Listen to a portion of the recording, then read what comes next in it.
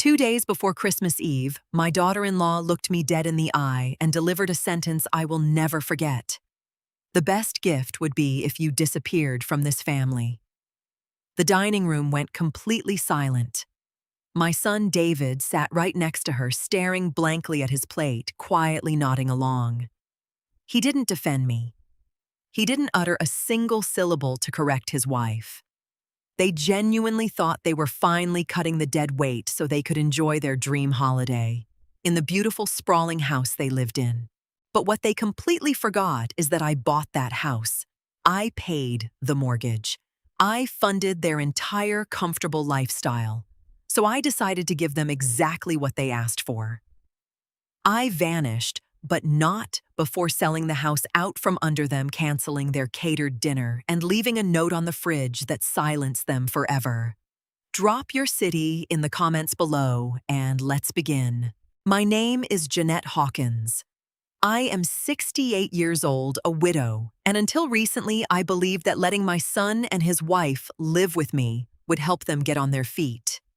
I was wrong. 3 years ago, David and Rebecca moved into my 4-bedroom suburban home to save for a down payment. Very quickly, my home became their domain. Rebecca redecorated my living room, assigned me a small guest room, and treated me like an unpaid maid and an endless ATM. I kept the peace, hoping things would improve. But as I sat at my own dining table, absorbing the sheer cruelty of her demand, while my son cowardly chewed his roast beef, a switch flipped inside my chest. I didn't cry. I didn't argue. I just slowly wiped my mouth with a napkin, stood up, and walked away. They had no idea what they had just unleashed. I walked down the hall to my small bedroom and closed the door quietly.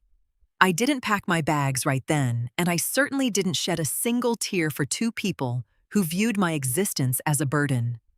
Instead, I opened my laptop and pulled up my banking dashboard. For 3 years, I had allowed David and Rebecca to use a credit card linked to my primary account for groceries and household essentials. In reality, it funded Rebecca's designer shoe habit and David's expensive golf weekends. With 3 simple clicks, I locked the card. I then removed David as an authorized user on all my accounts. It was a cold, precise maneuver. If I was going to disappear from their family, my wallet was going to disappear first. The next morning, the house buzzed with holiday chaos. Rebecca marched past me in the kitchen, completely ignoring my presence, shouting into her phone about the lavish holiday party she was hosting on Christmas Eve. She had invited 20 of her friends to show off her beautiful home. She paused only to shove a handwritten list of chores across the granite counter toward me. "Make sure the guest bathrooms are scrubbed by tomorrow," she demanded, barely making eye contact. I picked up the list, folded it neatly, and tossed it into the trash can. I smiled warmly. "I won't be doing that, Rebecca." She scoffed, rolling her eyes as she walked away, entirely unaware that the ground beneath her feet was already crumbling. She fully expected me to absorb the massive cost of her upcoming catered feast, just like I absorbed every other expense in this house. She didn't realize her financial lifeline had already been severed. Later that afternoon, while David and Rebecca were at work, I made a phone call. For months, I had been receiving flyers in my mailbox from a local real estate investor promising immediate cash offers for homes in our highly desirable neighborhood. I had always tossed them out. Today, I dialed the number on the bright yellow postcard. The man who answered was sharp and eager. I bypassed any long negotiations and offered him the house at a slight discount in exchange for one non-negotiable condition: an immediate all-cash closing within 48 hours. The investor jumped at the opportunity. We agreed to meet at a quiet coffee shop across town to sign the initial paperwork. Sitting across from him in a small booth, sliding my ownership documents across the table, I felt lighter than I had in years. The deed was entirely in my name. The mortgage was paid off by my late husband's life insurance. David and Rebecca had absolutely no claim to the property. My crews can start the renovations the day after Christmas, the investor noted, reviewing the title details. The property needs to be completely vacant by then. It will be, I promised, sipping my black coffee. I drove home with a crisp purchase agreement in my purse. The house was empty when I arrived. I pulled down a suitcase from my closet and began methodically packing my most important documents, my jewelry, and a week's worth of clothes. I moved quickly, carefully hiding the packed bags in the trunk of my car parked in the garage. As I looked around the house I had shared with my late husband, I felt a twinge of nostalgia, but zero regret. The trap was perfectly set. The next day, the illusion in the house held strong. Rebecca strutted around barking orders about the Christmas Eve dinner. She had gone all out ordering a massive, fully catered feast from the most expensive culinary service in the city.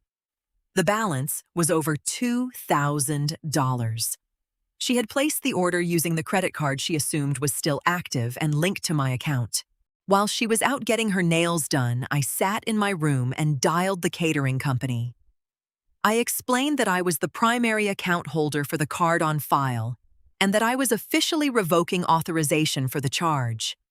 The manager was polite, but firm. "If we don't have a valid payment method, Mrs. Hawkins, we will have to cancel the entire holiday order," he warned. "That is exactly what I want you to do," I replied smoothly. "Please cancel it." I hung up the phone and opened a new tab on my browser. I booked a one-way first-class ticket to Florida, where my older daughter Sarah lived. Sarah had spent the last 3 years begging me to kick David out, constantly reminding me that I deserved better than to be a servant in my own home.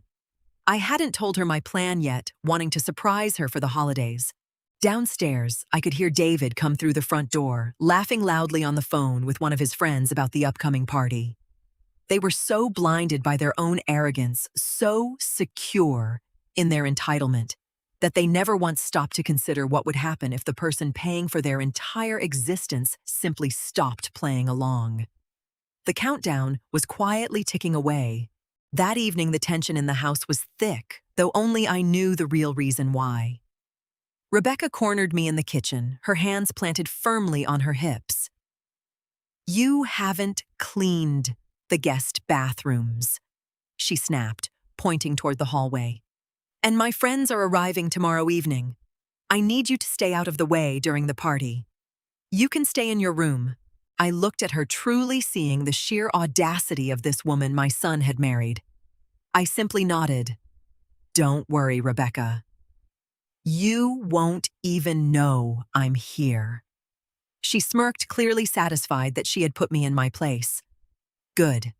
Make sure of it." Once they retreated to the living room to watch a movie, I quietly moved through the house. I gathered the last few irreplaceable items, my favorite books, a few framed photos, and a small box of my grandmother's china. I carried them out to my car under the cover of darkness. I left everything else exactly as it was. I left the expensive furniture I had bought, the massive television David claimed as his own, and the luxury appliances. They could keep the aesthetic. They just couldn't keep the house. Every time I walked past the living room, I heard their laughter. They were completely oblivious. I felt a profound sense of peace wash over me. For years, I had swallowed my pride to keep this family together, believing my sacrifice was necessary. Now I knew my only obligation was to my own peace of mind. Tomorrow was the 23rd of December, and the final piece of the puzzle was about to fall into place. The morning of December 23rd was crisp and cold. David and Rebecca left early for work, leaving me alone in the house for the final time. At 10 a.m., my phone buzzed. It was the real estate investor. We met at the local bank to finalize the transaction. I sat across a polished mahogany table, signing my name on the final transfer documents. There were no arguments, no dramatic courtroom scenes, just the quiet rustle of paper and the swift stroke of a pen. The sale was complete. Within minutes, the massive cash wire transfer hit my personal bank account safely out of reach from anyone but me. The investor shook my hand, his expression strictly business. "The property is officially mine, Mrs. Hawkins. My property management team will handle it from here. As agreed, we need it completely vacant. Anyone remaining on the premises after tomorrow will be considered a trespasser." "I understand," I smiled calmly. "I will be gone by tonight." I walked out of the bank and sat in my car staring at my phone screen. The balance in my account was more than enough to start a beautiful new chapter. I drove back to the house to execute the climax of my plan. The neighborhood was decorated with sparkling holiday lights, a stark contrast to the cold reality awaiting my son and daughter-in-law. I pulled into the driveway and walked through the front door. The house felt different now. It didn't feel like a burden anymore. It felt like a hotel room I was finally checking out of. I had just a few hours left before they returned, and I needed to leave them a holiday, greeting they would never forget. By 4 o'clock in the afternoon, my car was completely packed. I stood in the pristine kitchen, the afternoon sun casting long shadows across the hardwood floor. It was time. I reached into my purse and pulled out the crisp official copies of the paperwork. First, the stamped cash sale deed clearly showing the transfer of ownership from my name to the investor's holding company. Second, a formal notice to vacate provided by the new owner, plainly stating that any unauthorized persons on the property after December 26th would be forcibly removed for trespassing. Using a heavy magnet, I pinned both documents directly to the center of the stainless steel refrigerator, the exact spot where Rebecca always left her demanding lists of chores. Right on top of the legal papers, I stuck a handwritten note. "You asked for me to disappear. Wish granted. The house is sold. The catering is canceled. Merry Christmas. Jeanette." I took one final walkthrough of the empty rooms. I didn't feel sad. I didn't feel vindictive. I just felt incredibly free. I picked up my purse, walked out the front door, and locked it behind me, slipping my key under the mat. I got into my car and drove toward the airport. I was going to spend Christmas in Florida with a daughter who actually loved me sipping tea on a warm porch, instead of scrubbing toilets for a son who couldn't be bothered to defend his own mother. As I merged onto the highway, I turned off my phone completely. Let them enjoy the silence they asked for. While I was miles high in the sky, comfortably seated in first class, the reality of my absence finally hit my former household. From what I learned later, David and Rebecca returned home late that evening, exhausted from last-minute shopping. They expected the house to be spotless. They expected me to be hiding quietly in my room. Instead, they walked into a dark, entirely silent kitchen. Rebecca immediately checked her phone, expecting an update from the catering service about the delivery scheduled for the next morning. Instead, she found an automated email stating her $2,000 order was permanently canceled due to a revoked payment method. Furious, she stormed into the kitchen to confront me. She flicked on the bright overhead lights, and her eyes instantly locked onto the documents hanging on the refrigerator. David read the paperwork over her shoulder. The cash sale deed, the eviction warning, my handwritten note. In a matter of seconds, their entire world collapsed. The beautiful house they used to show off was gone. The endless supply of money was gone. The live-in maid was gone. They tore through the house, throwing open my bedroom door, only to find bare closets and empty drawers. They tried to use their joint credit card to order emergency food, only to have the transaction instantly declined. They had exactly 3 days to pack up their entire lives and get out before the new owner's crew arrived. The grand Christmas Eve party was dead. They had nothing but the cold reality of their own greed staring back at them. When I landed in Florida the next morning, I finally turned my phone back on. The screen instantly froze under the weight of dozens of missed calls, frantic voicemails, and unhinged text messages. Rebecca's texts shifted wildly from furious demands to desperate begging.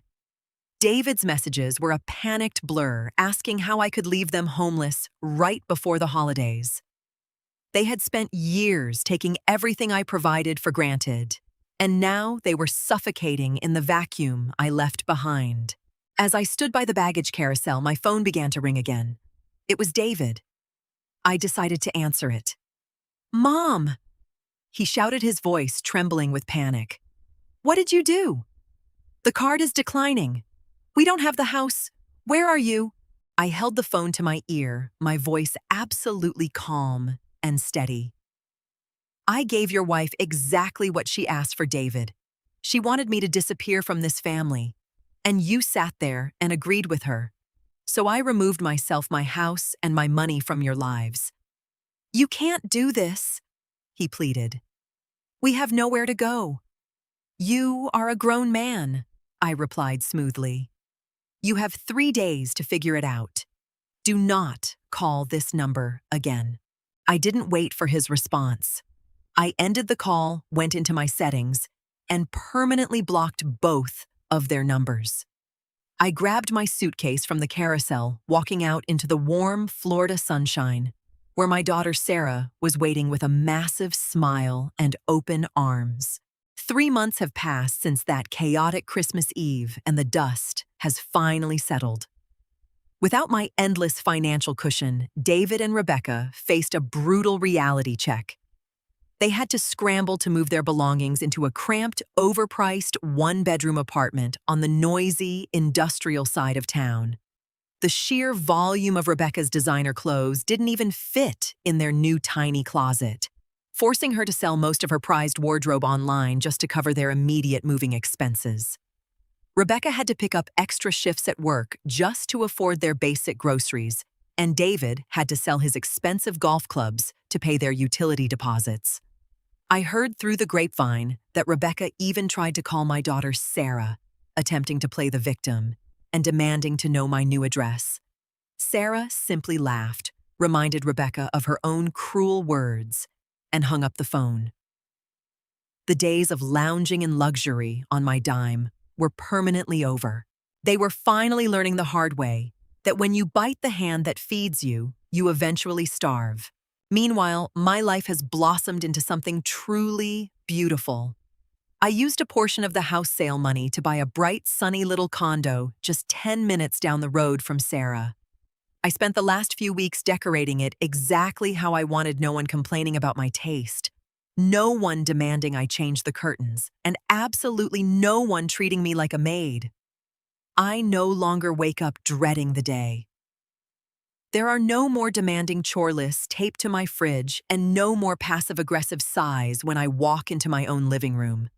Sarah and I have coffee every morning on my quiet patio, and for the first time in years, I feel respected, valued, and entirely at peace.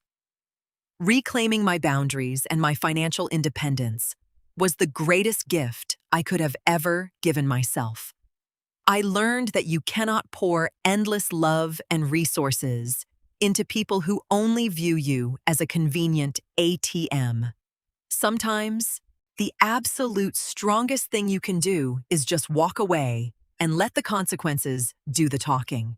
Now, I want to ask you, the viewers listening to my story, what would you have done if you were standing in my shoes? Would you have stayed and tried to fight back differently? Or would you have packed up and sold the house exactly like I did? Have you ever had to cut off toxic family members to protect your own peace and financial security? Drop your experiences and comment your thoughts down below.